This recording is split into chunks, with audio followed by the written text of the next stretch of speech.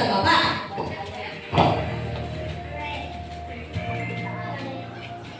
Ulitin natin ha. Hep, hep, dito sa baba. Hep, hep, hooray. Hep, hep, hooray. Okay na, next na. Hep, hep.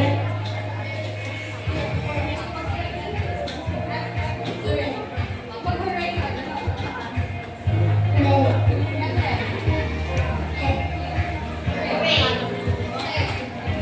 Gets na. Practice lang to ha. Ayan, dapat mabilis. Pag sinabi natin hep, hep, papalakpak sa baba. Tapos hooray sa taas. Okay. Hep, hep. Hep.